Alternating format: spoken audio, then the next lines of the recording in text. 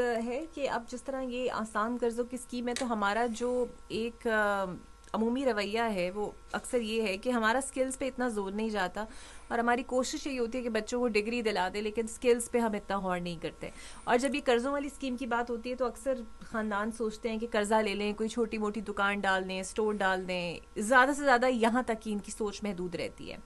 Skills नौजवानों के लिए कितने ज़रूरी हैं? अगर कोई डिग्री ना भी हो तो स्किल्स सीख कर आप किस तरह इस्टेब्लिश कर सकते हैं अपने आप को? देखें, हमने जो सारा टेफ्टा जब बनाई तो हमने डेटा सारा स्टडी किया कि 80% बच्चे जो हैं वो 8वीं जमात से आगे नहीं पढ़ सकते, और जब वो 8वीं जमात पे जाके ड्रॉप आउट हो जाते हैं तो हमें चाहिए कि हम 5वीं जमात के बाद बच्चों को स्किल सिखाना शुरू कर दें, और 8वीं तक, 8वीं के जब उनको हम ये मिडिल का जो सर्टिफिकेट मिलता है उसके साथ उनको कम से कम 2 स्किल सिखा दें। कोई एग्रीकल्चर स्किल सिखा दें, कोई उनको कंस्ट्रक्शन की स्किल सिखा दें, कोई लेथ मशीन चलाना सिखा दें, बिजली का काम सिखा दें। तो 8वीं के बाद वो कोई ना कोई एक उस्ताद के साथ मिलके काम करना शुरू कर देते हैं।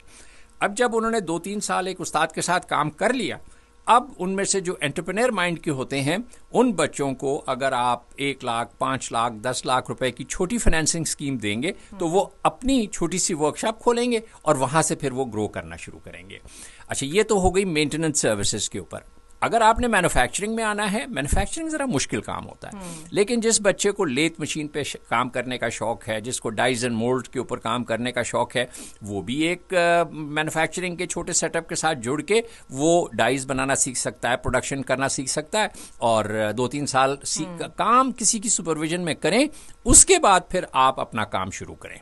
तो और फिर जब आप लोन भी लेंगे, आप एक्सपैंड भी करेंगे, ग्रो भी करेंगे, लोन वापस करेंगे। पहले 10 लाख का लोन लें, वो वापस करें, फिर आप उससे बड़ा लोन लें, 50 लाख लें, 1 करोड़ लें। बिल्कुल।